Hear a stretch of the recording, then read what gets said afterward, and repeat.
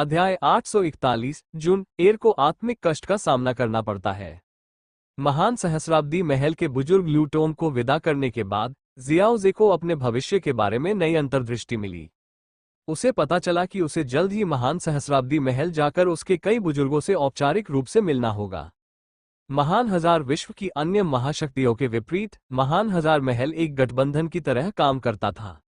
महान सहस्राब्दी विश्व के कई स्वर्गीय सम्राट महल में अतिथि वरिष्ठ पदों पर आसीन थे। इसके अतिरिक्त महल उन लोगों की भी भर्ती करता था जो उसके साथ जुड़ना चाहते थे। हालांकि अन्य गुटों के विपरीत, जहां शक्तिशाली साधकों की एक विशाल श्रृंखला भर्ती की जाती थी, महान सहस्राब्दी महल एक विशिष्ट मॉडल पर चलता था। ज्यादातर गैर अतिथि सदस्य महल के स्वर्गीय शासकों द्वारा व्यक्तिगत रूप से चुने गए शिष्य थे। नतीजतन महल में कम लेकिन कहीं ज्यादा असाधारण व्यक्ति थे। जियाओजे की प्रसिद्धि का मार्ग विशिष्ट था। दानव संहार विभाग के पदों के माध्यम से उसकी शक्ति में वृद्धि हुई और इसी मार्ग पर उसे दानव संहारक राजा के रूप में नियुक्त किया गया, जिससे उसे महल में सर्वोच्च अधिकार प्राप्त हुए। नेतृत्व की चुनौती वर्तमान में महान सहस्त्र महल में किसी सर्वमान्य नेता का अभाव था। अमर सम्राट के पतन के बाद से कोई भी उत्तराधिकारी ऐसा नहीं था जो महल और महान सहस्त्र विश्व दोनों की सर्वसम्मत स्वीकृति प्राप्त कर सके। प्राचीन 9 सम्राटों में प्रथम अमर सम्राट ने आकाश में चंद्रमा के समान ऊंचा मानक स्थापित किया था। किसी भी भावी उत्तराधिकारी को कम से कम उसकी अद्वितीय शक्ति का मुकाबला तो करना ही था। संभवतः संत श्रेणी से भी आगे पौराणिक क्षेत्र तक पहुंचना एक ऐसा असाधारण स्तर जिसके अस्तित्व पर ही कई लोगों ने प्रश्नचिन्ह लगा दिया था। यहां तक कि एक स्वर्गीय सम्राट भी, जो बाद की अवस्था में संत श्रेणी का था, नेतृत्व के लिए प्रतिस्पर्धा करने के योग्य हो सकता था। महल के स्वामी के रूप में निर्विवाद रूप से शासन करने के लिए स्वयं अमर सम्राट के समान अद्वितीय पद प्राप्त करना आवश्यक था। महान सहस्त्र विश्व के प्रथम सम्राट की उपाधि सेंट ग्रेड से परे ये पौराणिक क्षेत्र अटकलों से ज्यादा कुछ नहीं था। हालांकि ग्रेट थाउजेंड पैलेस ने इसके अस्तित्व के अभिलेख संरक्षित रखे थे, फिर भी यह क्षेत्र अभी भी मायावी बना हुआ था और कई लोगों को संदेह था कि क्या यह संभव है।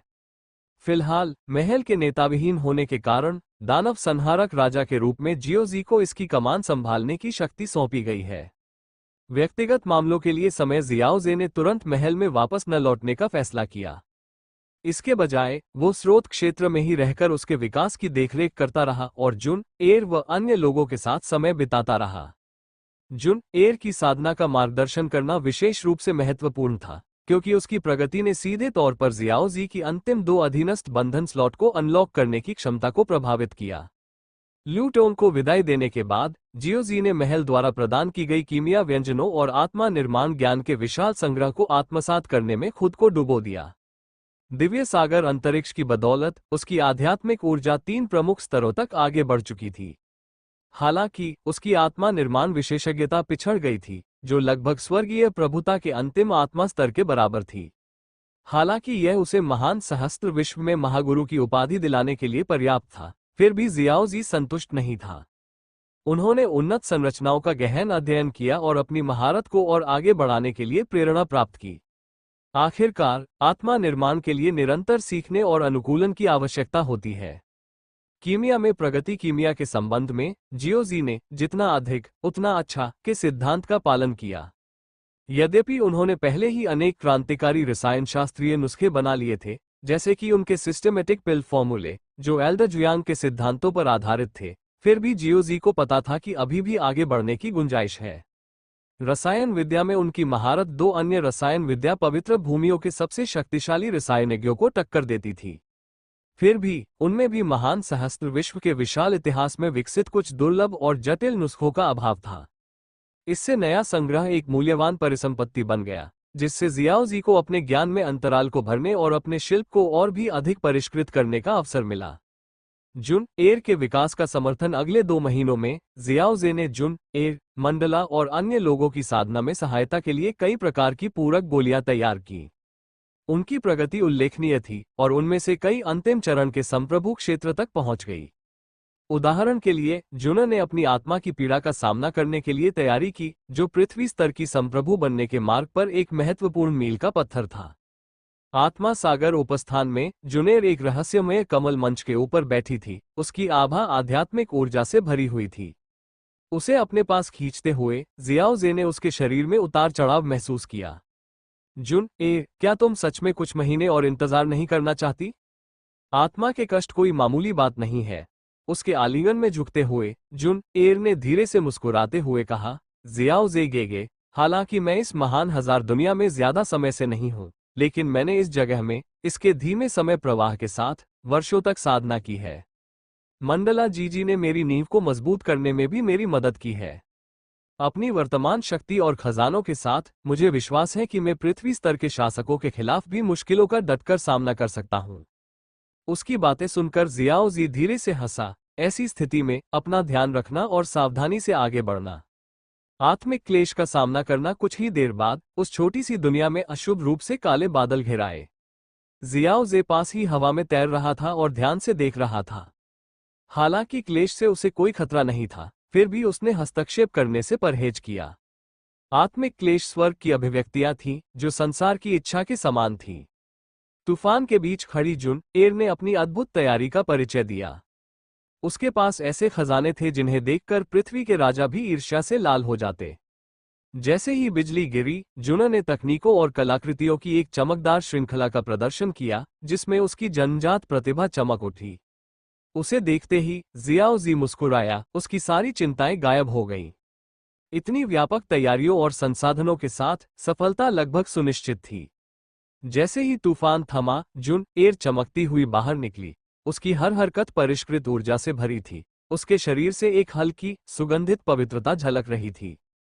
शांति का एक क्षण जुन एर ने जियाओ जी के सामने चंचलता से घूमकर अपनी नई शक्ति का प्रदर्शन किया और फिर उसकी बाहों में कूद पड़ी। जियो जे गेगे, मैं फिर से तुम्हारे करीब आ गई हूं, उसने कहा। हंसते हुए जियाओ जी ने उसे धीरे से गले लगा लिया। तुम हमेशा मेरे साथ रही हो, है ना? उन्होंने उसकी पीठ सहलाते हुए गर्मजोशी से कहा, थोड़ा आराम करो। साधना की अपनी लय होनी चाहिए। ठीक है, जुन एर ने सिर हिलाकर सहमति जताए। जियाओ जे गेगे, चलो तियानलुओ महाद्वीप की सैर करते हैं। बहुत समय हो गया है जब हमने साथ समय बिताया है। बिना किसी हिचकिचाहट के जियाओ जी ने सिर हिलाया। जरूर, ये बहुत देर हो चुकी है। अध्याय 842। उग्र बुजुर्ग। जैसे जैसे जियाओ जे ने तियानलुओ महाद्वीप में इत्मीनान से यात्राओं के साथ साथ साधना को भी संतुलित किया, उनके साथ न केवल शुन एर बल्कि मंडला भी शामिल हो गईं, जिन्हें शुन एर ने साथ आने के लिए मना लिया था। तियानलुओ महाद्वीप के पूर्वी क्षेत्र में रहस्यमय 72 पर्वतीय श्रृंखलाओं के बीच जियाओ जे, जुन एर और अन्य लोग लुभावने प्राकृतिक दृश्यों को देखकर आश्चर्यचकित रह गए। ये जटिल भूदृश्य सचमुच प्रकृति की उत्कृष्ट कृति है, जियाओ जे ने मंडला से बात करते हुए विस्मय भरे स्वर में कहा। मैंने कभी नहीं सोचा था कि तुम सचमुच इस यात्रा में हमारे साथ आने के लिए सहमत हो जाओगी। अपनी सिग्नेचर ब्लैक गाउन पहने मंडला ने उसकी ओर आंखें घुमाई। क्या आप मुझसे यह अपेक्षा करते हैं कि मैं अपना पूरा जीवन स्रोत लोक को समर्पित कर दूं, बिना आराम करने का समय निकाले? क्या आप मुझे ये छोटा सा आराम भी नहीं लेने देंगे? श्याओ जे दिल खोलकर हंसा। हाँ, तुम्हें पता है मेरा मतलब ऐसा नहीं था। मंडला ने हल्की सी नाक सिकोड़ी।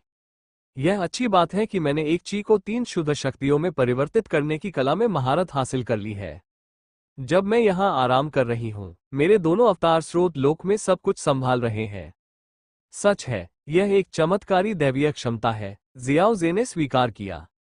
लेकिन क्या आपको यकीन है कि मैंने आपको इसे सीखने के लिए इसलिए मजबूर नहीं किया ताकि मैं आपका और बेहतर तरीके से फायदा उठा सकूं? मंडला ने अपनी बाहें मोड़ी और उसे घूरकर देखा।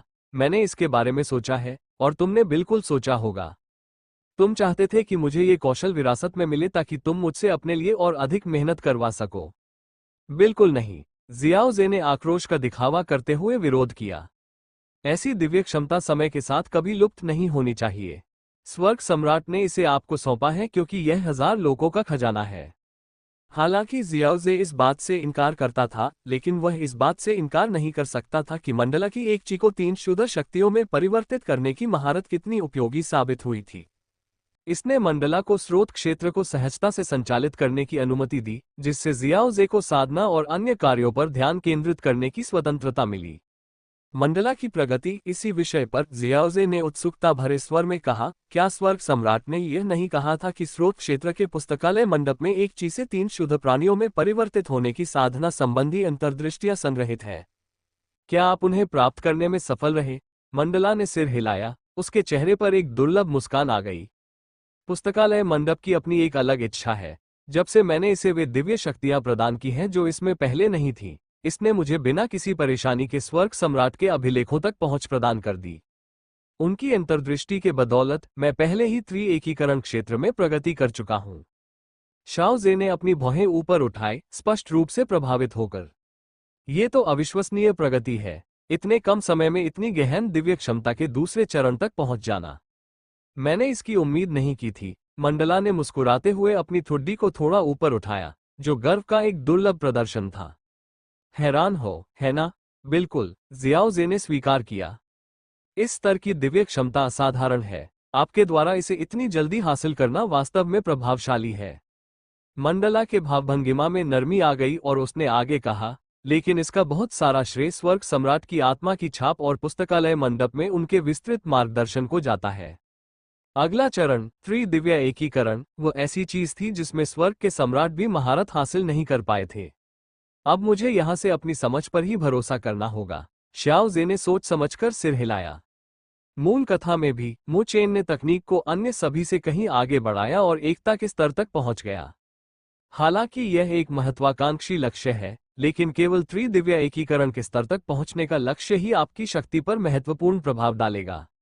उन्होंने आगे कहा, खुद पर ज्यादा दबाव डालने की चिंता मत करो। मैं इस तरह की तकनीक में ज्यादा मदद नहीं कर सकता, लेकिन अगर मैं किसी और चीज में आपकी मदद कर सकता हूं तो कृपया बताएं।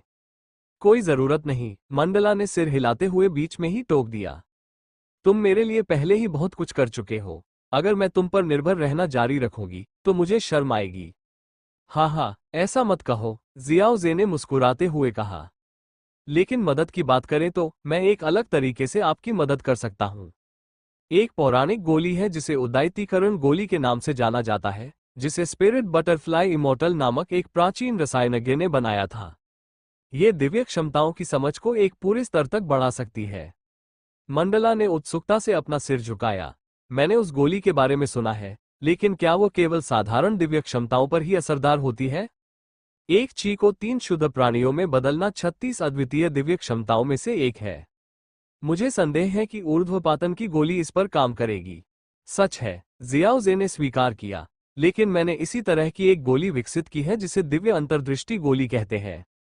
ये थोड़े समय के लिए समझ को काफी बढ़ा देती है, जिससे दिव्य क्षमताओं को विकसित करना आसान हो जाता है।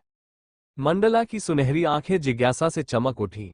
फिर भी आत्मनिर्भरता के अपने पहले के दावे को याद करते हुए वो हिचकिचाए, उसके चेहरे पर अजीब भाव आ गए। शाओ जे हंसते हुए गोली से भरी एक छोटी सी जेड की बोतल निकाली। चिंता मत करो, मैंने तुम्हारे लिए पहले से ही कुछ तैयार कर रखी है। उन्होंने मुस्कुराते हुए बोतल मुझे सौंप दी। ये गोलियां आपको अगले चरण तक अधिक कुशलता से पहुंचने में मदद करेगी। मंडला ने कृतज्ञता की एक दुर्लभ, सच्ची मुस्कान के साथ गोलियां ले ली। एक शांत क्षण जैसे ही वे पर्वत श्रृंखला की चोटी पर चढ़े, समूह दृश्य का आनंद लेने के लिए रुक गया। इस ऊंचे स्थान से परतदार चोटियां और जीवंत प्राकृतिक आभा उनके सामने अनंत तक फैली हुई थी। मनमोहक दृश्यों ने उनके दिलों को शांति और आश्चर्य से भर दिया, जिससे उन्हें क्षण भर के लिए खेती और जिम्मेदारी के बोझ को एक तरफ रखने का मौका मिला। एक रहस्यमय आगंतुक जब जियाओ जे और उनके साथी महाद्वीप का अन्वेषण कर रहे थे, तभी तियानलुओ शहर में एक आगंतुक आया। साधारण वस्त्र पहने और हाथ में बांस की छड़ी लिए एक बुजुर्ग व्यक्ति चुपचाप शहर के ऊपर मंडरा रहा था। पृथ्वी के शासकों की आभा बिखेरती हुई अनेक आत्माएं उसके चारों ओर मंडरा रही थीं, फिर भी किसी ने भी उसकी उपस्थिति का पता नहीं लगाया। अविचलित होकर बुजुर्ग ने अपनी कमर से एक लाल लौकी निकाली, उसका ढक्कन खोला और अंदर के प्रचंड तरल को एक घूंट पी लिया। लावा से भी अधिक गर्म उस पिघले हुए पदार्थ ने उन्हें जरा भी विचलित नहीं किया। जैसे ही उसने लौकी को नीचे रखा, उसके सामने सफेद वस्त्र पहने एक आकृति प्रकट हुई, मंडल के अवतारों में से एक। क्या मैं पूछ सकती हूँ कि आप कौन हैं? मंडला ने शांत लेकिन दृढ़ स्वर में पूछा। बुजुर्ग की आंखों में शरारत भरी चमक थी और उन्होंने जवाब दिया, मैं उग्र बुजुर्ग हूँ, ताय लिंग प्राचीन कबीले का एक गश्ती दूत। ये सुनकर मंडला के चेहरे के भाव में सूक्ष्म बदलाव आया। ताय लिंग प्राचीन वंश, 5 महान दिव्य वंशों में से एक। क्या मैं पूछ सकता हूँ कि ताय लिंग प्राचीन वंश का स्रोत क्षेत्र से क्या संबंध है? उस उग्र बुजुर्ग ने मुस्कुराते हुए कहा, उनकी आवाज में गर्माहट के साथ साथ रहस्यमयी भाव भी था। मैं स्रोत लोक के स्वामी से मिलने आया हूँ। मैं एक विशेष गोली का अनुरोध करने आया हूँ। अध्याय 843 ताय लिंग महाद्वीप। सफेद वस्त्र धारण किए मंडला ने जब उग्र बुजुर्ग का विनम्रतापूर्वक स्वागत किया, तो उसने अपने मुख्य दल को ताय लिंग प्राचीन कबीले के रासायनिक सहायता का अनुरोध करने के लिए आने की सूचना दी। तियानलुओ शहर से पुकार एक एकांत घाटी में जियाओ जे और उसके साथी अलाव के चारों ओर बैठे थे। सुनहरी लपटों में आत्मा से परिपूर्ण पशु मांस और विदेशी फल भून रहे थे, और वे हंसते हंसते बातें कर रहे थे। साथ ही साथ महान हजार दुनिया के प्रसिद्ध असंख्य औषधि अमृत का आनंद ले रहे थे। मंडला के चेहरे के भाव अचानक बदल गए, और वह एक पल के लिए चुप हो गई। फिर उसने अपनी निगाहें शियाओ जे की ओर घुमाई। उसके व्यवहार में आए बदलाव को देखकर शुन, एर और अन्य लोग शांत हो गए और अपना ध्यान उसकी ओर केंद्रित कर लिया। कुछ देर बाद मंडला ने कहा, तियानलुओ शहर से एक संदेश आया है। ताय लिंग प्राचीन कबीले ने किसी को एक गोली मंगवाने के लिए भेजा है। बिना किसी झिझक के उसने जियाओ जे को सूचित किया, क्योंकि वह भली भांति जानती थी कि मांगी गई गोली अत्यंत जटिल होगी। स्रोत लोक के रसायन शास्त्री यद्यपि तेजी से विकास कर रहे थे, फिर भी इतनी उन्नत गोलियां बनाने में सक्षम नहीं थे। जियाओ जे ने उसकी बातों पर संक्षेप में विचार किया, फिर जुन, एर और अन्य लोगों की ओर देखा। हमारी चिंता मत करो भाई शियाओ जे, शुन, एर ने मुस्कुराते हुए कहा। पहले जरूरी मामलों को निपटाओ। मेडुसा, किंगलिन और अन्य लोगों ने सहमति में सिर हिलाया, ये समझते हुए कि बाद में आराम से घूमने फिरने के लिए काफी समय होगा। कुछ देर सोचने के बाद जियाओ जे ने कहा, तो चलिए अभी इस यात्रा को रोक देते हैं। जब आपकी साधना का स्तर बढ़ जाएगा, तब हम आराम से तियानलुओ महाद्वीप का अच्छी तरह से भ्रमण करेंगे। अपनी आस्तीन लहराते ही समूह घाटी से गायब हो गया और कुछ ही क्षणों बाद स्रोत क्षेत्र के भीतरी पवित्र स्थान में फिर से प्रकट हो गया। स्रोत क्षेत्र में आध्यात्मिकता से भरपूर पवित्र भूमि की प्रचुरता ने आध्यात्मिक ऊर्जा के घनत्व को आश्चर्यजनक स्तर तक बढ़ा दिया, जो बाहरी दुनिया की तुलना में 10 गुना अधिक था। शुन, एर और अन्य लोगों को स्रोत क्षेत्र में बसाने के बाद जियाओ जे ने उन्हें सिर हिलाकर इशारा किया और हवा में गायब हो गया। उस जोशीले बुजुर्ग से मुलाकात तारानकन स्रोत क्षेत्र के मुख्यालय तियानलुओ शहर में वापस आकर मंडला का सफेद वस्त्रधारी अवतार हॉल के शीर्ष पर शालीनता से बैठा था और उग्र बुजुर्ग के साथ विनम्रतापूर्वक बातचीत कर रहा था। ताय लिंग प्राचीन कबीले के एक वरिष्ठ व्यक्ति और गश्ती दूत होने के बावजूद उग्र बुजुर्ग मंडला के प्रति सम्मानजनक बने रहे। सोर्स रील्म ने ग्रेट थाउजेंड वर्ल्ड में एक शीर्ष स्तरीय शक्ति के रूप में प्रमुखता हासिल कर ली थी। हालांकि इसकी विरासत 5 डिवाइन क्लून्स जितनी गहरी नहीं थी, फिर भी इसकी सर्वोच्च शक्ति निर्विवाद थी, खासकर इसलिए क्योंकि इसके स्वामी जियाओ जे ने शक्तिशाली मोहे तियान को भी परास्त कर दिया था, जो अपने कुल के पैतृक खजाने का उपयोग करता था। इन परिस्थितियों को देखते हुए अग्नि संत जैसे अनुभवी स्वर्ग सम्राट ने भी नवस्थापित स्वर्ग सम्राट मंडला के साथ शिष्टाचार का व्यवहार किया। ताय लिंग वंश के आदरणीय प्रखर बुजुर्ग, एक आवाज सुनाई दी, जिसके बाद उसके स्वामी प्रकट हुए। आपको प्रतीक्षा कराने के लिए मुझे क्षमा मांगनी होगी। हॉल में प्रवेश करने से पहले ही जियाओ जे की आवाज मधुरता से गूंज उठी। जब प्रखर बुजुर्ग ने दरवाजे की ओर मुड़ा, तो उन्होंने एक लंबे, तेजस्वी व्यक्ति को बाघ जैसी चाल और सहज मुस्कान के साथ अंदर आते देखा। जियाओ जे के परिष्कृत चेहरे के भाव मोहक थे, लेकिन उनकी शांत और प्रभावशाली उपस्थिति ने वास्तव में एक अमिट छाप छोड़ी। हालांकि जियाओ जे ने आध्यात्मिक ऊर्जा के सभी बाहरी प्रदर्शनों को छुपा रखा था, फिर भी उसकी तीखी निगाहों में एक अथाह गहराई थी। यहां तक कि अग्नि प्रौढ़ बुजुर्ग को भी अपनी रीढ़ की हड्डी में सिहरन महसूस हुई, मानो उनकी आत्मा ही उन निगाहों के नीचे कांप रही हो। स्रोत लोक के स्वामी दानव संहारक राजा को प्रणाम। उग्र बुजुर्ग उठे और आदरपूर्वक सिर झुकाया। यद्यपि वह ताय लिंग वंश के एक वरिष्ठ दूत थे, फिर भी संत स्तर के स्वर्ग सम्राट को संबोधित करते समय वे उचित शिष्टाचार का उल्लंघन नहीं कर सकते थे। शियाओ जे ने गर्मजोशी से मुस्कुराते हुए शिष्टाचार का आदान प्रदान किया और फिर सीधे मुद्दे पर आ गए। बुजुर्ग जी, क्या मैं पूछ सकता हूं कि आपका कबीला किस प्रकार की गोली चाहता है? ताय लिंग कबीले का अनुरोध। उग्र बुजुर्ग का चेहरा गंभीर हो गया। यह अनुरोध हमारे महान पूर्वज ताय मिंग के लिए है। 1000 लोगों की सीमा पर भ्रष्ट स्वर्ग दानव सम्राट के विरुद्ध युद्ध में वे गंभीर रूप से घायल हो गए थे।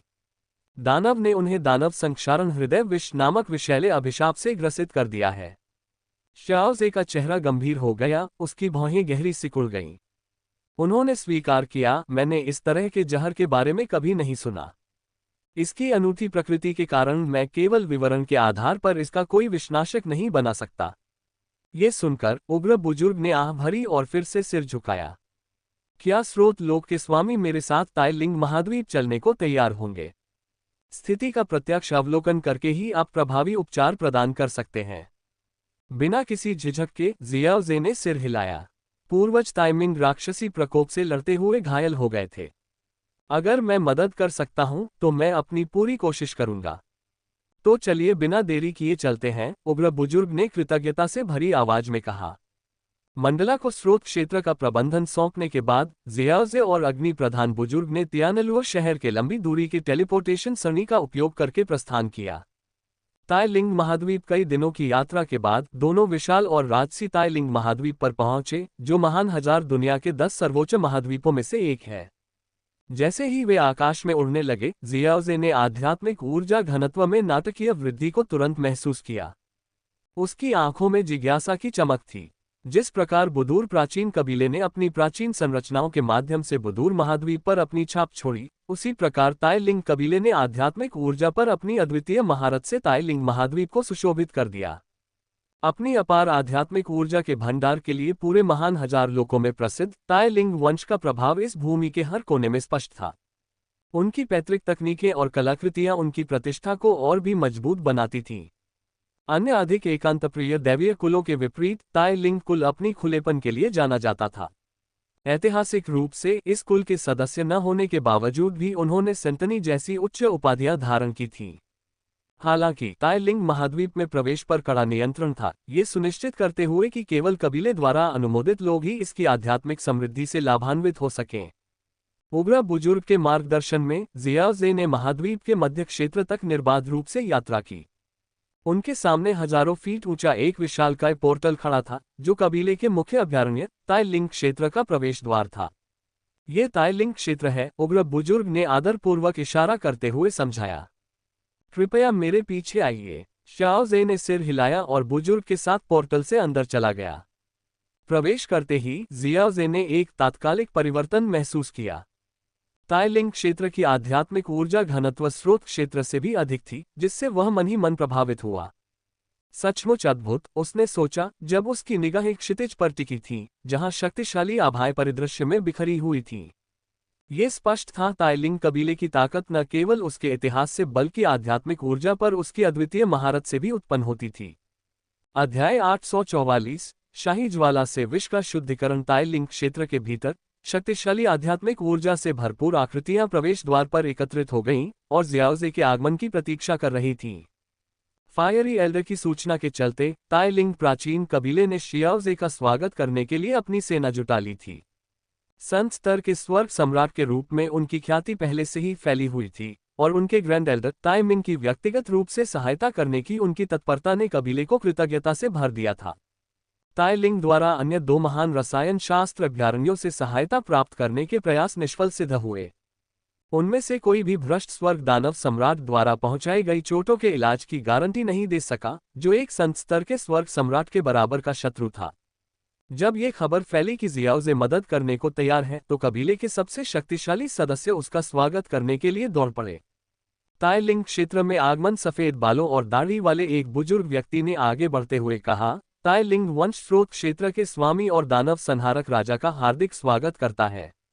वह कुल के दूसरे सबसे बड़े बुजुर्ग थे और उन्होंने अन्य स्वर्ग सम्राटों का नेतृत्व करते हुए जियाओजे के प्रति गहरा सम्मान व्यक्त किया, जो उनकी अपार शक्ति और प्रतिष्ठा के प्रति सम्मान का प्रतीक था। शाओजे ने मुस्कुराते हुए जवाब दिया, मैंने ताइलिंग वंश की महानता के बारे में बहुत समय से सुना है। आज आपसे मिलकर मुझे एहसास हुआ कि कहानियां इसकी महानता का सही वर्णन नहीं करती। दूसरे बुजुर्ग ने शांत भाव से उत्तर दिया, धन्यवाद लॉर्ड शियाओ। हमारे ग्रैंड एल्डर के घावों के उपचार में व्यक्तिगत रूप से सहायता करने की आपकी तत्परता एक ऐसी कृपा है जिसे हम कभी नहीं भूलेंगे। परिणाम चाहे जो भी हो, ताइलिंग वंश कृतज्ञता के रूप में एक भव्य उपहार भेंट करेगा। शाओजे ने अपना सिर थोड़ा हिलाया, उसका व्यवहार शांत और एकाग्र था। आइए पहले ग्रैंड एल्डर की स्थिति देखें। ताइमिंग की स्थिति का आकलन दूसरे एल्डर के मार्गदर्शन में जियाओजे और अन्य लोग ताइलिंग क्षेत्र के भीतर दक्षिण की ओर बढ़े और सुरक्षात्मक आध्यात्मिक संरचनाओं की कई परतों से गुजरे। जैसे जैसे वे अपने गंतव्य के करीब पहुंचे, जियाओजे ने आध्यात्मिक ऊर्जा को और भी सघन होते हुए देखा। उसकी नजर एक विशाल कुंड पर पड़ी जो बर्फीली चमक से जगमगा रहा था। विशाल आत्माओं का हिम अमर कुंड, उसने प्रशंसा करते हुए धीरे से कहा। ताइलिंग वंश की विरासत सचमुच बहुत गहरी है। विशाल तालाब के बीचों बीच एक बुजुर्ग व्यक्ति ध्यान मुद्रा में पालथी मारकर बैठा था। उसकी शांत मुद्रा के बावजूद उसका चेहरा भयानक रूप से पीला था और उस पर काले धब्बे फैले हुए थे, जिससे वह भयावह और विचलित करने वाला प्रतीत हो रहा था। वह कुंड, जो अपनी अत्यधिक ठंडी ऊर्जा के लिए जाना जाता था और जो कुछ दिव्य ज्वालाओं को भी टक्कर देने में सक्षम थी, बुजुर्ग के शरीर से निकलने वाले जलते हुए भ्रष्टाचार के कारण उबलने की स्थिति तक गर्म हो गया था। शाओजे की निगाहें दूसरे एल्डर पर टिक गईं, उनकी आंखों में एक मौन जिज्ञासा थी। लॉर्ड शियाओ, आप निश्चिंत होकर आगे बढ़ें। आप हमारी चिंता न करें, बुजुर्ग ने उन्हें आश्वासन दिया। शाओजे ने सिर हिलाया और आगे बढ़कर तुरंत ताइमिंग के सामने आ गया। वह पालथी मारकर बैठ गया और अपनी अपार आध्यात्मिक शक्ति को ताइमिंग के शरीर में प्रवाहित करते हुए 2 उंगलियों को धीरे से उनके माथे पर दबाया। अंदर भीषण गर्मी और कड़ाके की ठंड के बीच भयंकर संघर्ष चल रहा था। झुलसा देने वाली ऊर्जा में एक कपटी संक्षारक शक्ति थी जो इतनी शक्तिशाली थी कि जियाओजे की खोजी आध्यात्मिक शक्ति को भी इसके विषैले हमले का कष्ट सहना पड़ा। कुछ ही क्षणों बाद जियाओजे ने अपनी ऊर्जा वापस ले ली, उसका चेहरा शांत था और वह समूह में लौट आया। दूसरे बुजुर्ग ने उत्सुकता से पूछा, लॉर्ड शियाओ, आप क्या सोचते हैं? शाओजे की आवाज स्थिर थी। इस स्थिति के इलाज के लिए मेरे पास 2 संभावित तरीके हैं। पहला है एक औषधीय गोली तैयार करना, हालांकि इसके लिए आवश्यक सामग्री जुटाने और तैयारी पूरी करने में समय लगेगा। इस तरह की देरी से जहर की स्थिति और बिगड़ सकती है। और दूसरा, बुजुर्ग ने उत्सुकता से पूछा, हम विष को सीधे दूर करने के लिए स्वर्गीय ज्वाला का उपयोग कर सकते हैं, जियाओजे ने समझाया। वहां उपस्थित सभी स्वर्ग सम्राटों ने चिंता भरी निगाहों से एक दूसरे को देखा, उनकी भौहें तन गईं। दूसरे बुजुर्ग ने बोलने से पहले कुछ देर तक संकोच किया। हमने इस दृष्टिकोण को आजमाया है, लेकिन इससे जहर की तीव्रता और भी बढ़ गई। ओह, जियाओजे की जिज्ञासा बढ़ गई। आपने कौन सी दिव्य ज्वाला का प्रयोग किया? बुजुर्ग ने मध्य अवस्था में स्थित एक दिव्य स्वर्ग के संप्रभु की ओर इशारा किया, जिसने बैंगनी, नीले और हरे रंग की टिमटिमाती लौ को प्रकट करने के लिए अपना हाथ उठाया। शाओजे की आंखों में समझदारी की चमक आ गई। इसके जवाब में उसने अपनी आदिम शाही ज्वाला को प्रकट किया, जो अव्यवस्थित रंगों से रंगी हुई एक चमकदार सुनहरी अग्नि थी। जैसे ही शाही ज्वाला प्रकट हुई, 3 रंगों वाली ज्वाला विस्मय से सिकुड़ती हुई प्रतीत हुई। उसकी ज्वलंत लताएं विनम्रतापूर्वक पीछे हट गईं। समस्या आग की तीव्रता में है, जियाओजे ने समझाया। अधिक तीव्र आग विष को पूरी तरह से नष्ट कर सकती है। हालांकि सबसे अच्छा उपाय दोनों विधियों का संयोजन है, विष को दूर करने के लिए आग का उपयोग और बचे हुए अंशों को बेअसर करने के लिए दवा का उपयोग। ताइलिंग के सम्राटों ने शियाओजे की ज्वाला की भव्यता को देखकर चुपचाप उसकी शक्ति पर आश्चर्य व्यक्त किया।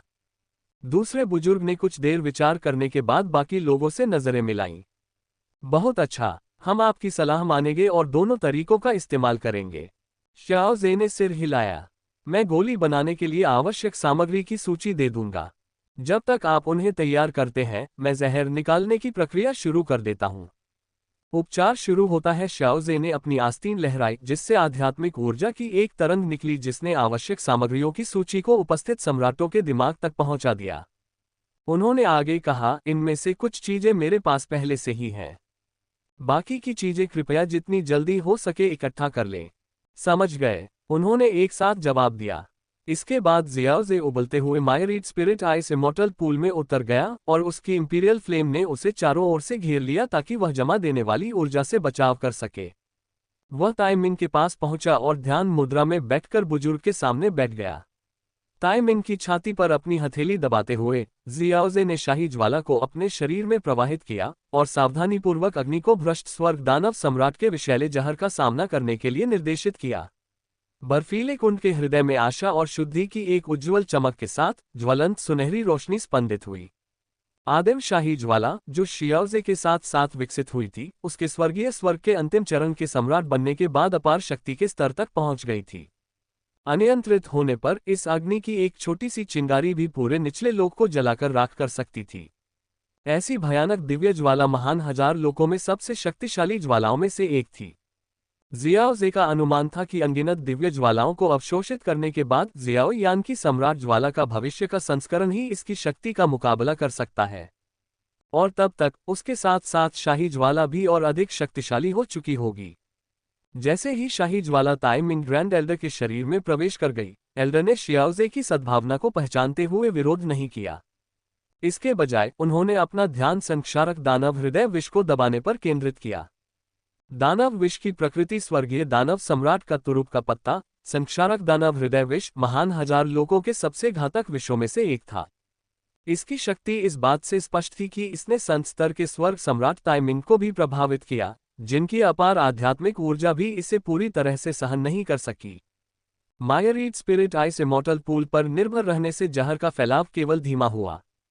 हालांकि इंपीरियल फ्लेम की मदद से जियाओजे ने ताइमिंग के महत्वपूर्ण अंगों को व्यवस्थित रूप से ढाल बनाकर जहर को आगे फैलने से रोका और फिर उसे पूरी तरह से नष्ट कर दिया। लेकिन ये कार्य आसान नहीं था। साधारण विषयों के विपरीत संक्षारक दानव हृदय विष में स्वयं स्वर्गीय दानव सम्राट का राक्षसी सार समाहित था। ये राक्षसी ऊर्जा न केवल घातक थी, बल्कि महान हजार लोगों के सबसे शक्तिशाली साधकों के आध्यात्मिक शरीरों को भी दूषित करने में सक्षम थी।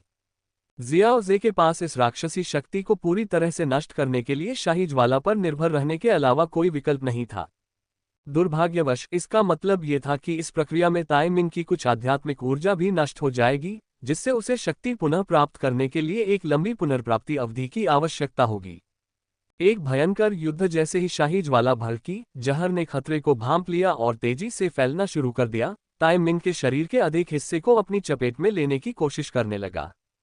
फिर भी शियाओजे के समर्थन से ताइमिंग अपनी रक्षा के लिए कुछ ऊर्जा बचा सका। उसकी शांत लेकिन दृढ़ आवाज शियाओजे के मन में गूंज उठी। कृपया बिना किसी संकोच के आगे बढ़ें। मेरी आध्यात्मिक ऊर्जा के बारे में चिंता न करें। ये सुनकर जियाओजे ने तुरंत ताइमिंग के साथ अपनी योजना साझा की और अधिकतम दक्षता के लिए उनके प्रयासों में समन्वय स्थापित किया। ग्रैंड एल्डर के सक्रिय सहयोग से विष को दूर करने की प्रक्रिया काफी सुचारू हो गई। सुनहरी लपटों ने शियाओजे और ताइमिंग दोनों को घेर लिया और उनके चेहरे दृष्टि से ओझल हो गए। पास ही एकत्रित ताइलिंग प्राचीन वंश के स्वर्ग सम्राट चिंता से चुपचाप खड़े थे। ताइलिंग वंश के लिए ताइमिंग का जीवित रहना सर्वोपरि था। 5 महान प्राचीन वंशों में भी संत स्तर का स्वर्ग सम्राट एक अमूल्य संपत्ति था।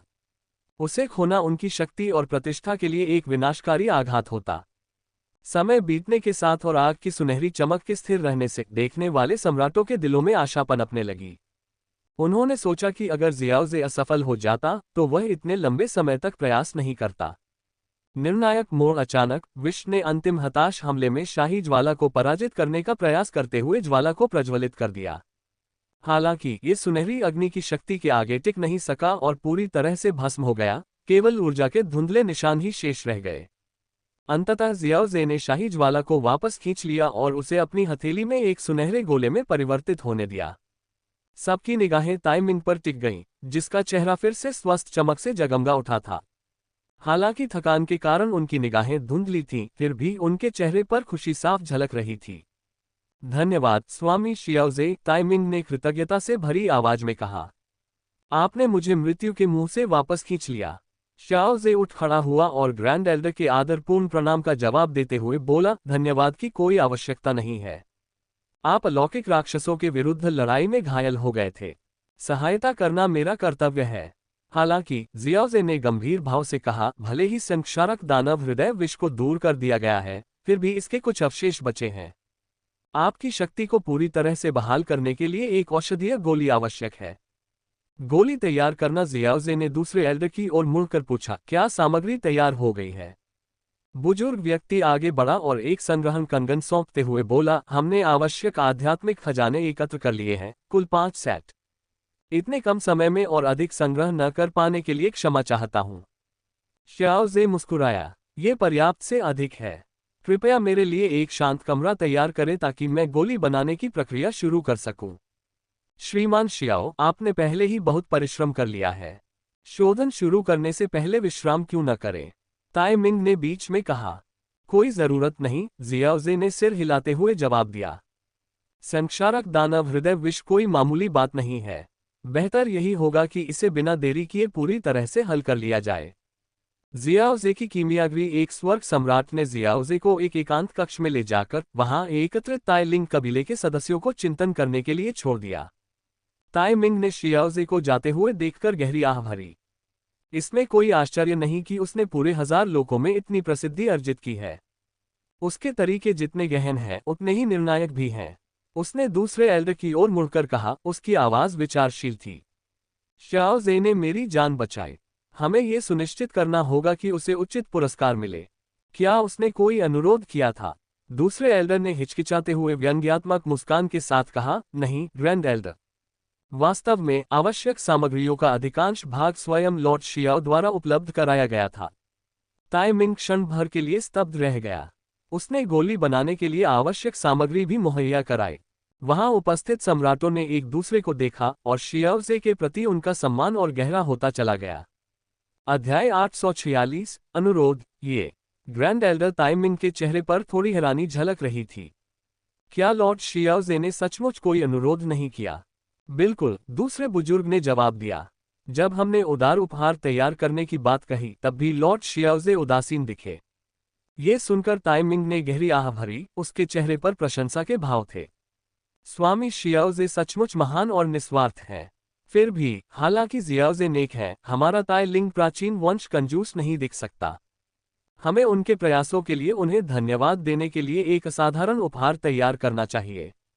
वहां उपस्थित अन्य स्वर्ग सम्राटों ने सहमति में सिर हिलाया। हालांकि दूसरे बुजुर्ग ने अपनी भौहें थोड़ी सिकुड़ों और हिचकिचाए। चूंकि लॉर्ड शियाओजे पहले ही संत स्तर तक पहुंच चुके हैं, इसलिए ऐसी कुछ ही चीजें होंगी जो वास्तव में उन्हें प्रभावित कर सकेंगी। उद्धरण चिन्ह। ये शब्द सुनकर ताइमिंग के चेहरे पर भी विचार भाव आ गया। वास्तव में संत स्तर पर पहुंचने के बाद संत स्तर के स्वर्ग सम्राट को लाभ पहुंचाने लायक मूल्यवान संसाधन अत्यंत दुर्लभ हो जाते हैं। इसके अलावा जियाओजे स्वयं अद्वितीय कौशल वाला एक माहिर रसायन शास्त्री था। देखा जाए तो उनका कबीला ही जियाओजे को दिव्य औषधियां देने के बजाय उनसे उनकी औषधियां मांग रहा होगा। कुछ देर सोचने के बाद ताइमिंग ने सिर हिलाया। चलिए, हम इंतजार करते हैं और सीधे लॉर्ड शियाओजे से बात करते हैं। अगर हमें कुछ और नहीं मिलता तो हम उन्हें अपने उच्चतम स्तर के रसायन शास्त्र और आध्यात्मिक सारणियां भेंट करेंगे। मैंने सुना है कि लॉर्ड शियाओजे भी आध्यात्मिक सारणियों के ग्रैंड मास्टर हैं, इसलिए शायद उन्हें ये दिलचस्प लगे। जियाओजे ने परिष्करण शुरू किया। जब ताइलिंग परिवार अपनी कृतज्ञता व्यक्त करने के तरीके पर विचार कर रहा था, तब तक जियाओजे ने अनुरोधित गोली को परिष्कृत करना शुरू कर दिया था। हाथ के इशारे से ही विशाल हॉल में हजारों दुर्लभ आध्यात्मिक जड़ी बूटियां प्रकट हो गईं, जिनमें से प्रत्येक से आध्यात्मिक ऊर्जा की एक शक्तिशाली आभा निकल रही थी। जड़ी बूटियों की मिली जुली सुगंध ने कक्ष के भीतर की आध्यात्मिक ऊर्जा को लगभग असहनीय स्तर तक बढ़ा दिया। आदिमशाही ज्वाला सैकड़ों फीट ऊंचे एक सुनहरे भट्ठे में तब्दील हो गई। जियाओजे ने संतुष्टि भरी मुस्कान के साथ इसे देखा। उन्हें स्वयं कोई औषधि तैयार किए काफी समय हो गया था। आमतौर पर वे ऐसे कार्यों के लिए अपने शक्तिशाली आध्यात्मिक अवतारों पर निर्भर रहते थे, और वे भी स्रोत लोक की उच्च स्तरीय रसायन शास्त्र संबंधी आवश्यकताओं को पूरा कर सकते थे। लेकिन इस बार बात अलग थी। उसे एक ऐसी दिव्य गोली तैयार करनी थी जो संत स्तर के स्वर्ग सम्राट की क्षीण हो चुकी जीवन शक्ति और आध्यात्मिक सार को बहाल कर सके, एक ऐसा कार्य जिसे केवल उसका सच्चा स्वरूप ही संभाल सकता था। दिव्य ऊर्जा एक अदृश्य सागर की तरह कक्ष में प्रवाहित हो रही थी, क्योंकि शियाओजे की संत स्तर की आत्मिक शक्ति पूरे कक्ष में व्याप्त थी। उसकी अपार आत्मिक शक्ति के नियंत्रण में कक्ष ऐसा प्रतीत हो रहा था मानो उसकी इच्छाशक्ति का ही विस्तार हो गया हो। एक विचार के साथ ही आध्यात्मिक जड़ी बूटियां एक एक करके सोने की भट्टी में प्रवेश करने लगीं। शुद्धिकरण की प्रक्रिया पूरी गंभीरता से शुरू हो गई। सच्चाई का क्षण 10 दिन बाद ताइलिंग प्राचीन वंश के स्वर्ग सम्राटों का एक समूह कक्ष के बाहर प्रतीक्षा कर रहा था। जब जियाओजे ने शोधन शुरू किया तो उसने अपने मार्गदर्शक स्वर्ग सम्राट को बताया कि इसमें कितना समय लग सकता है। फिर भी ताइमिंग विश्राम समाप्त होते ही तुरंत वहां पहुंच गया और अन्य स्वर्ग सम्राटों के साथ उत्सुकतापूर्वक प्रतीक्षा करने लगा। लंबे इंतजार के बावजूद उनमें जरा भी अधीरता नहीं थी। वे सभी रसायन विद्या की जटिलताओं और समय की आवश्यकताओं को समझते थे, खासकर इतने उन्नत स्तर पर। अचानक कक्ष से एक धीमी गड़गड़ाहट सुनाई दी और एक मादक औषधीय सुगंध फैल गई। यहाँ तक कि वहां उपस्थित सभी स्वर्ग के सम्राटों ने भी उस सुगंध की एक हल्की सी सांस लेते ही अपनी आध्यात्मिक ऊर्जा में वृद्धि महसूस की। यह है, क्या ये संत स्तर की दिव्य गोली हो सकती है? ताई मिंग की आंखें हैरानी से चौड़ी हो गईं। किसी के कुछ कहने से पहले ही कक्ष के दरवाजे चरमराते हुए खुल गए। जियाओ जे सुनहरे नीले प्रकाश से जगमगाती एक जैद की बोतल पकड़े हुए बाहर निकला। मैंने काम पूरा कर लिया है, जियाओ जे ने शांत मुस्कान के साथ कहा। यह ओरिजिन स्पिरिट रिस्टोरेशन पिल है जो क्षीण हो चुकी आध्यात्मिक शक्ति और जीवन शक्ति को पुनः भर देती है। उन्होंने जैद की बोतल ताई मिंग को सौंप दी। महादेव, कृपया इसे जल्दी ले लें, देरी हानिकारक हो सकती है। ताई मिंग ने बोतल स्वीकार की, उनके हाथ हल्के से कांप रहे थे और उन्होंने झुककर गहरी श्रद्धा व्यक्त की। धन्यवाद स्वामी शियाओजे, आपकी कृपा को हम कभी नहीं भूलेंगे। उन्होंने दूसरे एल्डर और अन्य लोगों की ओर मुड़कर आदेशात्मक स्वर में कहा, सुनिश्चित करें कि लॉर्ड शियाओजे के साथ अत्यंत सम्मानपूर्वक व्यवहार किया जाए। कृतज्ञता का प्रतिफल जब ताई मिंग गोली को परिष्कृत करने के लिए एक एकांत कक्ष में चले गए, तब शेष स्वर्ग सम्राट शियाओजे को एक शांत आंगन में ले गए। वहां उन्होंने ताई के आने की प्रतीक्षा करते हुए शियाओजे को एक भव्य भोज दिया। मिंग का स्वास्थ्य लाभ। कुछ ही समय बाद एकांत कक्ष से आध्यात्मिक प्रकाश की लहरें निकली जो ताई मिंग की वापसी का संकेत थी। वो प्रकट हुए, उनकी आभा पुनः स्थापित और जीवंत थी, शक्ति से परिपूर्ण। उनकी पहले की कमजोर और नाजुक अवस्था का कोई निशान नहीं था। ताई मिंग ने शाओजे के पास जाकर गहरा प्रणाम किया। हे भगवान शाओजे, आपकी अमूल्य सहायता के लिए आपका बहुत बहुत धन्यवाद। शाओजे मुस्कुराया और बोला, महामहिम, ऐसी औपचारिकताओं की कोई आवश्यकता नहीं है। सच कहूं तो इस बार ताई लिंग प्राचीन वंश की सहायता करने का मेरा एक व्यक्तिगत कारण भी था और मैं आपसे समर्थन की अपेक्षा करता हूं। ये सुनकर ताई मिंग ने राहत की सांस ली। उसके लिए ये जानकर बहुत सुकून मिला कि शियाओजे बदले में कुछ चाहता है। आखिरकार इसके बिना इतना बड़ा कर्ज चुकाना मुश्किल होता। कृपया लॉर्ड शियाओजे अपनी विनती बताएं। जब तक ये हमारे बस में होगा, ताई लिंग प्राचीन वंश इसे पूरा करने के लिए अपनी पूरी कोशिश करेगा। शाओजे ने सिर हिलाया, उसकी आवाज में गंभीरता थी। सच कहूं तो मुझे अपने सर्वोच्च दिव्य शरीर को विकसित करने में एक बाधा का सामना करना पड़ रहा है। बुद्ध प्राचीन वंश द्वारा आयोजित हाल ही में हुए मार्शल शिखर सम्मेलन के दौरान मुझे उनके आनंद दीप्तिमान शरीर को देखने का सौभाग्य प्राप्त हुआ, जिससे मुझे कुछ अंतर्दृष्टि मिली। उन्होंने थोड़ी देर रुककर आगे कहा, इसलिए मैं आपके कुल के पूर्वज स्वरूप ताई लिंग पवित्र शरीर का अवलोकन करना चाहता हूं, इस आशा में कि यह मुझे और अधिक प्रेरणा प्रदान करेगा और मेरी प्रगति में सहायता करेगा। मैं आपको विश्वास दिलाता हूं, मैं केवल अवलोकन करना चाहता हूं और पवित्र शरीर के साथ किसी भी तरह की छेड़छाड़ या उसे नुकसान नहीं पहुंचाऊंगा। जियाओजे का चेहरा गंभीर हो गया, जिससे ताई लिंग वंश के खजाने के प्रति उनका सम्मान स्पष्ट हो गया। उनके शब्दों ने वहां उपस्थित स्वर्ग सम्राटों को स्तब्ध कर दिया। ताई लिंग पवित्र शरीर से अंतर्दृष्टि प्राप्त करके अपने स्वयं के सर्वोच्च शरीर को बेहतर बनाना, ऐसा कारनामा अभूतपूर्व था। 5 प्राचीन कुलों के पवित्र शरीर अतुलनीय रूप से गहन थे और यहाँ तक कि उनके अपने कुल भी उनसे और अधिक रहस्य जानने के लिए संघर्ष कर रहे थे। जियाओजे का ये दावा करना कि वह इस तरह के अवलोकन से अपने सर्वोच्च शरीर को परिष्कृत करने के लिए अंतर्दृष्टि प्राप्त कर सकता है, असाधारण से भी बढ़कर था। कमरा आश्चर्य की फुसफुसाहट से गूंज उठा। जियाओजे की प्रतिभा और समझने की क्षमता वास्तव में अभूतपूर्व थी। ताई मिंग ने कुछ क्षण विचार किया, उनकी निगाहें अन्य बुजुर्गों पर टिकी रहीं। यह कोई मामूली बात नहीं है। हालांकि लॉर्ड शियाओजे ने हमारी बहुत बड़ी सेवा की है, लेकिन ताई लिंग पवित्र शरीर हमारे कुल की सबसे अनमोल धरोहर है। मैं ये निर्णय अकेले नहीं ले सकता। वहां उपस्थित सभी स्वर्गिक सम्राटों ने एक दूसरे की ओर देखा। कुछ क्षण मौन विचार विमर्श के बाद उन्होंने बारी बारी से सहमति में सिर हिलाया। ये देखकर ताई मिंग मुस्कुराते हुए शियाओजे की ओर मुड़ा। श्रीमान शियाओजे, ताई लिंग वंश आपकी विनती स्वीकार करता है। मैं स्वयं आपको ताई लिंग पवित्र शरीर तक ले जाऊंगा। ये सुनकर जियाओजे के चेहरे पर मुस्कान फैल गई। आखिरकार उसे ताई लिंग पवित्र शरीर को देखने का मौका मिलेगा, जिसे महान हजार लोगों में आध्यात्मिक शक्ति का शिखर माना जाता है। अध्याय 847 ताई लिंग पवित्र शरीर। ताई लिंग प्राचीन वंश के स्वर्ग सम्राटों ने शियाओजे के ताई लिंग पवित्र शरीर का अवलोकन करने के अनुरोध के गुण दोषों पर सावधानीपूर्वक विचार किया, ताकि उसके सर्वोच्च दिव्य शरीर की साधना में आ रही बाधा को दूर किया जा सके। शाओ जे ने कबीले पर एक बड़ा उपकार किया था, उनके संत स्तर के स्वर्ग सम्राट ग्रैंड एल्डर ताइमिंग के जीवन को बचाकर और एक अमूल्य संत श्रेणी की दिव्य गोली को और परिष्कृत करके, जिसने उनकी शक्ति को पूरी तरह से बहाल कर दिया था। इन योगदानों की तुलना में ताइलिंग पवित्र शरीर के दर्शन करने का उनका अनुरोध वास्तव में नगण्य था। इसके अलावा ताइलिंग प्राचीन कबीले को इस बात की कोई चिंता नहीं थी कि जियाओजे उनके बहुमूल्य पवित्र शरीर के प्रति दुर्भावना रखता है।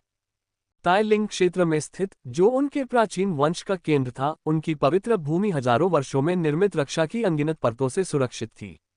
यहाँ तक कि एक उन्नत संत स्वर्ग सम्राट के लिए भी पवित्र शरीर पर जबरदस्ती कब्जा करना असंभव था।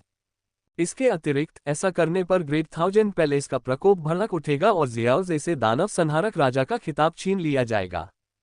इसके परिणामस्वरूप ग्रेट थाउजेंड वर्ल्ड की शीर्ष शक्तियों का समर्थन खोना पड़ेगा और संभवतः ताइलिंग कबीले से संबद्ध स्वर्ग सम्राटों से प्रतिशोध का सामना करना पड़ेगा। इन सभी बातों को ध्यान में रखते हुए कुल के स्वर्ग सम्राटों ने सर्वसम्मति से जियाओजे के अनुरोध को स्वीकार कर लिया। पवित्र शरीर पर आगमन ग्रैंड एल्डर ताइमिंग और अन्य स्वर्ग सम्राटों के साथ जियाओजे ने ताइलिंग क्षेत्र के केंद्र की यात्रा की। वह अत्यंत भावुक हो गया और महान हजार लोगों के खजाने, एक मूल पवित्र शरीर को देखने के इस दुर्लभ अवसर पर आश्चर्यचकित था। ये पवित्र कलाकृतियां साधना की पराकाष्ठा का प्रतिनिधित्व करती थीं, जिनकी रक्षा 5 महान प्राचीन कुलों द्वारा सावधानीपूर्वक की जाती थी। जैसे जैसे वे उस क्षेत्र में गहराई तक जाते गए, आध्यात्मिक ऊर्जा उतनी ही सघन होती गई। अंततः वे एक विशाल घाटी में पहुंचे जो घने कोहरे से ढकी हुई थी। कोहरा इतना घना था कि सामान्य किसान मुश्किल से कुछ ही फीट आगे देख पा रहे थे। हालांकि जियाओजे की तीव्र दृष्टि ने कोहरे को भेदते हुए कुंड के केंद्र में स्थित एक विशाल कांस्य वेदी को प्रकट किया। प्राचीन रहस्यमय प्रतीकों से उत्कीर्ण यह वेदी शक्तिशाली आध्यात्मिक ऊर्जा की तरंगे विकीर्ण कर रही थी। वेदी के शीर्ष पर 2 अनमोल वस्तुएं रखी थीं। ताइलिंग प्राचीन आरेख, एक आंशिक रूप से खुला हुआ ग्रंथ जो आध्यात्मिक शक्ति के जबरदस्त प्रवाह से भरा हुआ था। इससे निकलने वाली शक्ति किसी संत स्वर्ग सम्राट से कम नहीं थी और इसमें आध्यात्मिक ऊर्जा का अथाह भंडार समाहित था। ताइलिंग पवित्र शरीर, एक पत्थर के कमल पर विराजमान एक चमकती हुई आकृति। इसकी आभा प्राचीन आकृति से भी कहीं अधिक थी, जिससे एक अद्वितीय भव्यता का संचार हो रहा था। शाओ जे ने दोनों अनमोल वस्तुओं को निहारते हुए उनकी अपार शक्ति को देखकर विस्मित हो गया। तो ये है पौराणिक ताइलिंग प्राचीन आरेख और ताइलिंग पवित्र शरीर, उसने धीरे से कहा। शाओ जे की हैरानी देखकर स्वर्ग के सम्राट गर्व से मुस्कुरा उठे। यही ताइलिंग प्राचीन वंश की समृद्ध विरासत थी। अवलोकन और चिंतन ग्रैंड एल्डर ताइमिंग ने शाओ जे को वेदी के करीब आने का इशारा किया। जैसे जैसे वे पास पहुंचे, खजानों के चारों ओर व्याप्त दमनकारी आध्यात्मिक ऊर्जा तीव्र होती गई। साधारण साधक इस दबाव को सहन नहीं कर पाते, लेकिन जियाओजे और ताइमिंग दोनों ही संत स्वर्ग सम्राट होने के नाते सहजता से आगे बढ़ रहे थे। वेदी पर पहुंचकर ताइमिंग ने पूछा, क्या ये दूरी पर्याप्त होगी, भगवान जियाओजे? यह एकदम सही है, जियाओजे ने मुस्कुराते हुए जवाब दिया। वह पालथी मारकर बैठ गया और पवित्र शरीर को ध्यानपूर्वक निहारने लगा। ताइलिंग पवित्र शरीर से सफलतापूर्वक जुड़ गया। प्रतिक्रिया प्राप्त हुई। ताइलिंग उत्पत्ति। आदिम स्थान के रूपांतरण को सक्रिय करने के लिए सभी 5 उत्पत्तियों को एकत्रित करें। हालांकि केवल प्रतिक्रिया से ही काफी लाभ प्राप्त हो चुका था, फिर भी जियाओजे गहन चिंतन में डूबे रहने का भाव बनाए हुए थे। कुछ समय बाद उन्होंने अपनी आंखें खोली, जो स्पष्टता और अंतर्दृष्टि से चमक रही थीं। खड़े होकर उन्होंने ताइमिंग की ओर हाथ जोड़कर कहा, हे महान गुरु ताइमिंग, मुझे यह अवसर देने के लिए आपका धन्यवाद। मुझे इस अनुभव से बहुत कुछ सीखने को मिला है। शाओजे के सम्मानजनक व्यवहार को देखकर ताइमिंग ने संतुष्टि से सिर हिलाया। यदि आप तैयार हैं तो चलिए चलते हैं। ये हमारे कुल का पवित्र स्थल है और यहाँ अधिक देर रुकना उचित नहीं है। कृतज्ञतापूर्ण विदाई विवाह के बाद ताइलिंग प्राचीन कबीले ने शाओजे के सम्मान में एक भव्य भोज का आयोजन किया। इस समारोह के दौरान ताइमिंग ने उन्हें कबीले की सबसे मूल्यवान उच्च स्तरीय रसायन विद्या विधियों और आध्यात्मिक सरणी के खाकों का संग्रह भेंट किया। शुरू में जियाओजे ने विनम्रतापूर्वक मना कर दिया, लेकिन कबीले के आग्रह ने अंततः उसे स्वीकार करने के लिए विवश कर दिया। बदले में उसने कबीले को कई दिव्य गोलियां भेंट की, जिससे उनके बीच का बंधन और भी मजबूत हो गया। भोज का समापन भावपूर्ण विदाई के साथ हुआ। जियाओजे ने आभार व्यक्त किया और प्रस्थान की तैयारी की। एल्डर ची यान के साथ उन्होंने ताइलिंग क्षेत्र छोड़ दिया और महान हजार लोगों में लौट गए। दीर्घकालीन प्रतिबिंब ताइलिंग क्षेत्र में ताई मिंग और दूसरे बुजुर्ग ये सुनिश्चित करने के लिए वेदी पर लौट आए कि खजाने अछूते रहें। गहन जांच के बाद दूसरे वरिष्ठ ने बताया, महान वरिष्ठ, कोई विसंगति नहीं है। ताइलिंग प्राचीन आरेख और पवित्र शरीर दोनों अछूते हैं। ये सुनकर ताई मिंग ने सिर हिलाया। लगता है हम जरूरत से ज्यादा सतर्क थे। फिर भी हमारे सबसे बड़े खजानों की रक्षा के मामले में हमारी सतर्कता जायज है। दूसरे बुजुर्ग ने सहमति जताते हुए कहा, इसके अलावा हमने लॉर्ड शियाओजे को अपनी दुर्लभ रसायन विद्या विधियों और सारणियों से सम्मानित किया है। कम से कम हम ये तो कह सकते हैं कि हमने अपनी प्रतिष्ठा बनाए रखी है। ताई मिंग ने पवित्र शरीर और आकृति को निहारते हुए गहरी सांस ली। काश हमारे कुल की कोई संतान इन अनमोल रत्नों में महारत हासिल कर पाती। वह कितना अद्भुत दृश्य होता। दूसरे बुजुर्ग ने हल्की सी मुस्कान के साथ कहा, महाराज, हमारी युवा पीढ़ी में कई प्रतिभाशाली लोग हैं। पहले उन्हें स्वर्ग संप्रभु क्षेत्र में प्रवेश करने दो, ताई मिंग ने बीच में कहा। यह सुनकर दूसरे बुजुर्ग चुप हो गए। स्वर्ग सम्राट का क्षेत्र कई लोगों के लिए एक दुर्गम बाधा था। यहां तक कि ताइलिंग प्राचीन वंश जैसा प्रतिष्ठित वंश, जिसका इतिहास हजारों वर्षों का था, उसमें भी केवल कुछ दर्जन स्वर्ग सम्राट ही थे। उस बाधा को पार करना एक अत्यंत चुनौतीपूर्ण कार्य था। ताइलिंग प्राचीन कबीले से लौटने के बाद जियाओजे ने तुरंत खुद को एक खजाने वाली भूमि में अलग कर लिया ताकि ताइलिंग पवित्र शरीर से मिलने वाली प्रतिक्रिया को आत्मसात कर सके। ताइलिंग मूल का आदिम वृक्ष में समाहित होने से उसके आदिम स्थान के भीतर की अराजकता में एक महत्वपूर्ण परिवर्तन आया, जिससे अराजक प्रकाश सघन और अधिक जीवंत हो गया। अनंत प्रकाश मूल को आत्मसात करने के बाद से जियाओजे की आदिम वृक्ष की शाखाओं को परिष्कृत करने की गति में काफी वृद्धि हुई थी, और अब ताइलिंग मूल के जुड़ने से ये प्रगति और भी तेज हो गई है। आदिम वृक्ष द्वारा ताइलिंग मूल को पूर्णतः अवशोषित कर लेने के बाद जियाओजे ने अपनी साधना में एक प्रतिध्वनि का अनुभव किया। एकांतवास छोड़े बिना उन्होंने विशेष रूप से तैयार की गई एक दिव्य गोली का सेवन किया, जो संत लोक में प्रवेश करने के लिए आवश्यक थी। संत जगत की चुनौती संत लोक महान हजार लोकों का शिखर था, जो अतुलनीय शक्ति का प्रतीक था। एक संत की शक्ति के आगे यहां तक कि स्वर्गीय सम्राट भी असहाय और बेबस हो जाते थे। दिव्य और संत स्तरों के बीच का अंतर बहुत बड़ा था, जैसा कि बुद्ध प्राचीन वंश के हुअन वेन और मो वेन जैसे स्वामियों के संघर्षों से स्पष्ट होता है। अपनी अपार प्रतिभा और संसाधनों के बावजूद वे वर्षों तक संत स्तर की बाधा को पार करने में असमर्थ रहे। अब शाओजे के सामने ये बहुत बड़ी चुनौती थी। एक अथक प्रयास चमकदार आध्यात्मिक मंडलियों से घिरे जियाओजे सर्वोच्च आध्यात्मिक तरल के एक विशाल प्रवाह के केंद्र में बैठे थे, जो इतना शांत था कि वह क्रिस्टलीकृत हो गया था। उसका शरीर एक अथाह खाई की तरह कुछ ही क्षणों में उस तरल की खरबों बूंदों को सोख लेता था। उसके द्वारा ग्रहण की गई दिव्य गोली लगातार अपनी अपार औषधीय शक्ति छोड़ती रहती थी, जिससे उसे उस बाधा को पार करने के प्रयासों में सहायता मिलती रहती थी। समय मानो थमसा गया था। एकांत कक्ष के बाहर मंडला अपने सामान्य काले गाउन में थोड़ी झुंझलाहट के साथ अपनी कनपटी मल रही थी। प्रतिदिन अरबों की संख्या में सर्वोच्च आत्मा तरल की आपूर्ति होने के बावजूद जियाओजे की अवशोषण दर समझ से परे है, उसने बुदबुदाते हुए कहा। उसे याद आया कि एकांतवास में प्रवेश करने से ठीक पहले जियाओजे ने सर्वोच्च आत्मा तरल की 100 अरब बूंदों का अनुरोध किया था, जिससे उसे अपने भंडार को फिर से भरने के लिए भागदौड़ करनी पड़ी थी। फिर भी अगर वह सचमुच संत लोक में प्रवेश कर जाता है तो ये सब सार्थक हो जाएगा, उसने आह भरते हुए स्वीकार किया। मंडला ने अतिरिक्त भंडार जुटाने के लिए और अधिक नीलामी आयोजित करने का संकल्प लिया, ये सुनिश्चित करते हुए कि जियाओजे की अगली सफलता उन्हें तनाव में न डाले। राज्य भर में प्रगति जब जियाओजे अपनी सफलता पर ध्यान केंद्रित कर रहा था, तब मंडला को जुन एर से मेडुसा के बारे में एक संदेश मिला, जो पृथ्वी संप्रभु क्षेत्र में प्रवेश करने के कगार पर थी।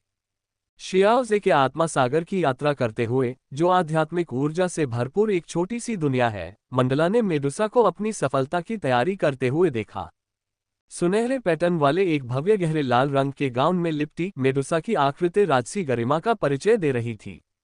उसके लंबे बाल तरल काले पत्थर की तरह लहरा रहे थे, जो आध्यात्मिक ऊर्जा से ओतप्रोत एक अलंकृत फीनिक्स हेयरपिन से सुशोभित थे। जैसे ही उसने ऊपर मंडराते संकट के बादलों का सामना किया, मेडुसा के होठों पर आत्मविश्वास भरी मुस्कान आ गई और उसकी आंखों में उम्मीद की चमक दिखाई दी। 9 रंगों वाले सर्प की छाया का आह्वान करते हुए उसने विपत्ति की बिजली की पहली लहर को आसानी से अवशोषित कर लिया। जब बाद के झटके तीव्र हुए तो उसने अपनी पवित्र कलाकृति का आह्वान किया और सफलतापूर्वक विपत्ति पर विजय प्राप्त करके पृथ्वी संप्रभु क्षेत्र में प्रवेश कर गई। एक निर्णायक सफलता जहां मेडुसा ने अपनी विपत्ति पर विजय प्राप्त कर ली, वहीं जियाओजे अपने एकांतवास में एक महत्वपूर्ण मोड़ पर पहुंच गया। उनके आदिम वृक्ष की अंतिम शाखा अनगिनत परिष्करण चक्रों से गुजरने के बाद लगभग अपना रूपांतरण पूरा कर चुकी थी। शाखा में अराजक प्रकाश की एक बाढ़ सी दौड़ गई, जिसने जियाओजे की साधना को चरम पर पहुंचा दिया। बूम! शाओजे के शरीर के भीतर एक जबरदस्त गूंज उठी, जिससे उसके चारों ओर फैला सुनहरा सागर कांप उठा। उग्र लहरें शांत हो गईं और एक विशाल आभा बाहर की ओर फैल गई। धीरे धीरे अपनी आंखें खोलते हुए जियाओजे ने गहरी सांस ली। एक हल्के इशारे से उसके चारों ओर व्याप्त परम आध्यात्मिक द्रव की विशाल धारा उसके शरीर में समा गई और बिना किसी निशान के गायब हो गई। आखिरकार मैंने संत लोक में कदम रख दिया है, उसने संतुष्टि से भरे स्वर में बुदबुदाया। खड़े होते ही उन्होंने अपनी आस्तीन के एक झटके से सभी आध्यात्मिक आवरणों को हटा दिया। उनकी उपस्थिति में आए एक सूक्ष्म बदलाव ने संतत्वपूर्ण ऊर्जा की एक जबरदस्त लहर को जन्म दिया, जिसने सुनहरे सागर को पूरी तरह से जमा दिया। कभी अशांत रहने वाले सागर की हर बूंद, जो पहाड़ जितनी भारी थी, बीच में ही रुक गई, मानो समय ही थम गया हो। शाओजे की इच्छाशक्ति के नीचे पूरा सागर एक ठोस सुनहरे विस्तार की तरह दिखाई दिया। संत स्तर की शक्ति। जियाओजे ने मन ही मन सोचा और अपनी अपार शक्ति पर सहमति जताते हुए सिर हिलाया। अचानक तलवार डोमेन से एक संदेश प्राप्त होने पर उसकी भौहें तन गईं। अध्याय 849 असंख्य तलवार आध्यात्मिक क्षेत्र। शाओजे को तलवार लोक से एक संदेश प्राप्त हुआ। अपनी उंगली के एक स्पर्श से शून्य में तरंगे फैल गईं और जेड पर्ची के भीतर का संदेश प्रकट हुआ। उत्पत्ति लोक के स्वामी को संत स्तर का शरीर प्राप्त करने पर हार्दिक बधाई। मायरीड स्वॉर्ड स्पिरिचुअल डोमेन जल्द ही खुलने वाला है और हम ओरिजिन रियल्म के लॉर्ड को इस भव्य आयोजन का साक्षी बनने के लिए आमंत्रित करना चाहेंगे। इसके अतिरिक्त जिस स्वर्ग अवरोध भेदने वाली गोली पर हमने पहले सहमति जताई थी, वह अब तैयार है, क्योंकि आवश्यक स्वर्गीय सार कमल प्राप्त कर लिया गया है। यदि आप अपनी उपस्थिति से हमें सम्मानित करेंगे तो हम आपकी यात्रा के दौरान इस मामले को अंतिम रूप दे सकते हैं।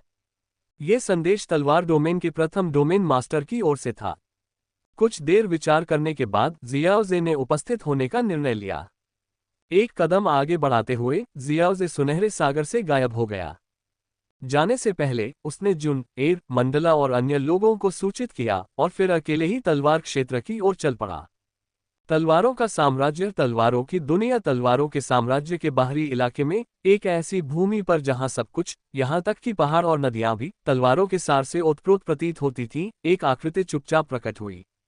एक अनोखी सुनहरी चमकीली बोतल को हाथ में लिए जियाओजे ने संतुष्टि से उसका निरीक्षण किया। ये बोतल उसकी महान शोधन तकनीक का प्रतीक थी, जो उसकी रसायन विद्या से प्राप्त एक सर्वोच्च क्षमता थी। 9 रंग के अजगर से परिष्कृत की गई भक्षण तकनीक के साथ मिलकर ये बोतल उसे अपार आध्यात्मिक ऊर्जा एकत्रित करने और उसे परिष्कृत करने की शक्ति देती थी। उसने बोतल को धीरे से हिलाया। अंदर से लहरों के टकराने जैसी आवाज गूंजी, मानो उसके अंदर पूरा सागर समाया हो। भक्षण करने वाले पिंडों द्वारा एकत्रित आध्यात्मिक ऊर्जा को पात्र में परिष्कृत करके अत्यंत शुद्ध आध्यात्मिक द्रव में परिवर्तित किया गया। जियाओजे ने एक घूंट लिया, मानो वह द्रव दिव्य अमृत के समान उसके भीतर समा गया हो। एक घूंट में भी सर्वोच्च आध्यात्मिक तरल की लाखों बूंदों के बराबर ऊर्जा थी। जियाओजे ने हल्की सी मुस्कान दी। संत स्तर तक पहुंचने के लिए अपार संसाधनों की आवश्यकता होती है। यदि यह विधि न होती तो उत्पत्ति क्षेत्र के वर्तमान संसाधन भी मेरे लिए पर्याप्त नहीं होते। दूसरों की साधना आवश्यकताओं को पूरा करने की तो बात ही छोड़ दीजिए। स्वर्ण फ्लास्क एक आवश्यक आविष्कार था और जियाओजे ने ग्रेट 1000 वर्ल्ड में और अधिक भक्षण नोड स्थापित करने की योजना बनाई, जिससे ऊर्जा की लगभग असीमित आपूर्ति सुनिश्चित हो सके। तलवार के क्षेत्र का रहस्य। जब जियाओजे ने तलवार क्षेत्र को देखा, जहां हर वस्तु तलवारों के सार से प्रतिध्वनित होती प्रतीत हो रही थी, तो उसकी आंखें विचारमग्न होकर सिकुड़ गईं। प्राचीन कुलों द्वारा शासित अन्य महामहाद्वीपों के विपरीत तलवार साम्राज्य में सहस्राब्दियों पुरानी साधना के कोई निशान नहीं थे। एक अपेक्षाकृत नई शक्ति होने के नाते इसे इतनी व्यापक तलवार विद्या प्राप्त नहीं होनी चाहिए थी। एक चोटी पर उतरते ही जियाओजे ने अपनी आध्यात्मिक इंद्रियों से आसपास के वातावरण का जायजा लिया और जल्द ही जमीन से ही तलवार की शक्ति की हल्की लहरें निकलती हुई महसूस की। क्या यह नीले वस्त्रधारी तलवार संत का काम हो सकता है? उसने सोचा। तलवार संत ने संभवतः पूरे क्षेत्र को अपनी तलवार की शक्ति से भर दिया था, जिससे तलवार क्षेत्र तलवारबाजों के लिए स्वर्ग बन गया था। इस महान कार्य ने तलवार क्षेत्र को अनगिनत तलवारबाजों द्वारा पूजनीय एक पवित्र भूमि का दर्जा दिया। यहाँ तक कि नवोदित तलवारबाज भी यहाँ व्याप्त भावना को भांप सकते थे, जिससे उन्हें ऐसी अंतर्दृष्टि प्राप्त होती थी जो उनके विकास को गति प्रदान करती थी। अधिक उन्नत साधक तलवार संत के पदचिह्नों का अनुसरण करते हुए अपने मार्ग स्वयं बनाने के लिए स्वतंत्र थे।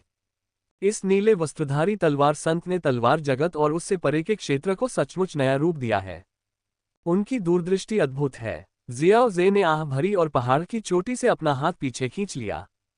अपने स्वयं के मार्ग पर दृढ़ता से केंद्रित होने के कारण जियाओ जे तलवार संत के मार्ग के बचे खुचे प्रभावों से अप्रभावित रहा।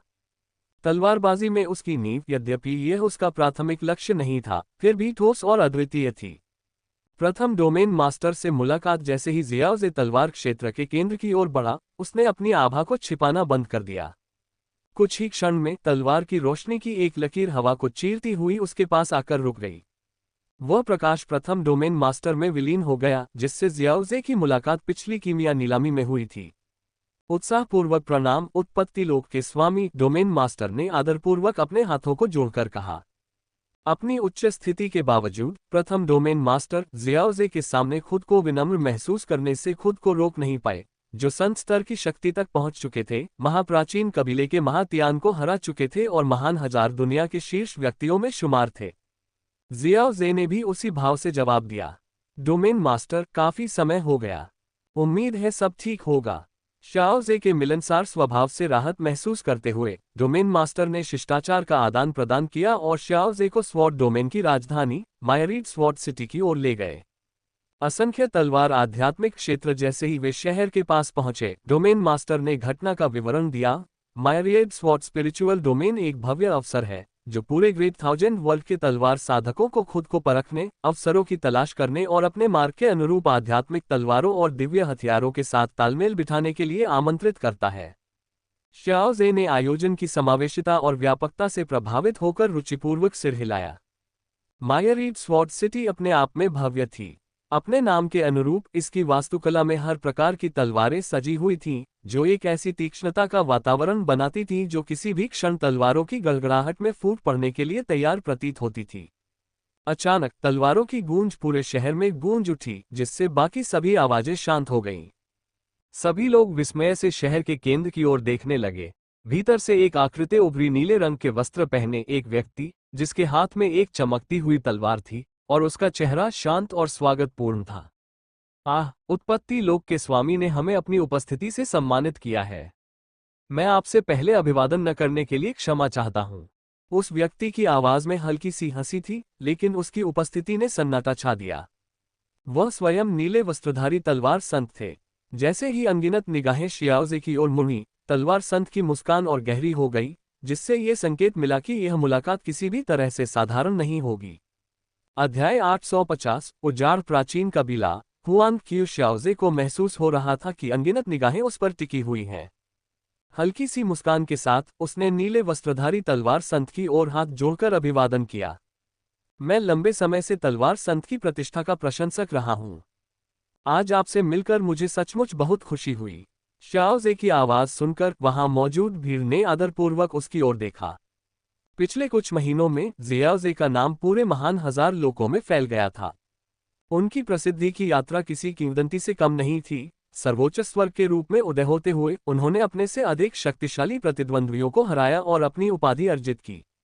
उत्पत्ति क्षेत्र को रसायन विद्या के लिए एक सुरक्षित स्थान के रूप में स्थापित करना और इसे रसायन शास्त्रियों के लिए विश्व प्रसिद्ध अभयारण्य के रूप में उन्नत करना, दुर्लभ संत शारीरिक क्षमता प्राप्त करना, महात्यान को हराना और महाप्राचीन कबीले के नेता को पीछे हटने की शपथ लेने के लिए विवश करना। इन उपलब्धियों ने ग्रेट थाउजेंड वर्ल्ड के भीतर जियाओ जे की स्थिति को एज्योर क्लैड स्वॉर्ड सेंट और keeper of the undying lands जैसी किंवदंतियों के बराबर एक शीर्ष हस्ती के रूप में मजबूत कर दिया। आज उन्हें साक्षात देखने से वहां मौजूद लोगों में विस्मय की लहर दौड़ गई, नवोदित साधकों से लेकर अनुभवी हेवन सुप्रीम्स तक। असंख्य तलवार पर्वत के शिखर पर हजारों लोगों की निगाहों के बीच जियाओ जे और तलवार संत असंख्य तलवार पर्वत के शिखर पर चढ़ गए। शिखर पर स्थित एक शांत आंगन में दोनों एक पत्थर की मेज पर बैठे थे, जबकि प्रथम डोमेन मास्टर पास में खड़े होकर चाय परोस रहे थे। प्रथम डोमेन मास्टर जैसे सर्वोच्च स्वर्ग स्तर के विशेषज्ञ ने भी अत्यंत सम्मान दिखाया और एक सेवक की तरह सावधान मुद्रा में खड़े रहे।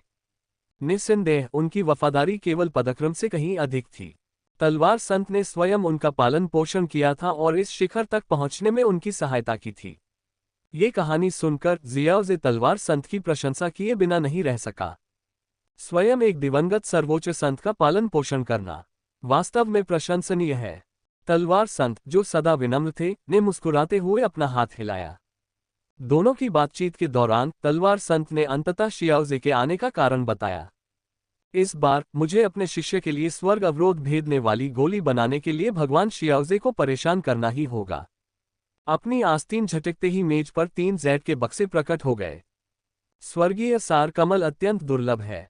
तलवार डोमेन के तमाम प्रयासों के बावजूद हम केवल 3 फूल ही प्राप्त कर सके। लॉर्ड शियाओजे, आशा है कि आप एक सफल औषधि का निर्माण कर सकेंगे। चाहे सफलता मिले या न मिले, तलवार डोमेन आपको भरपूर पुरस्कार देगा। मैं अपनी पूरी कोशिश करूंगा, जियाओजे ने बिना किसी झिझक के जेड के बक्से लेते हुए उत्तर दिया। उसने सामग्रियों पर एक नज़र डाली और मन ही मन सहमति में सिर हिलाया।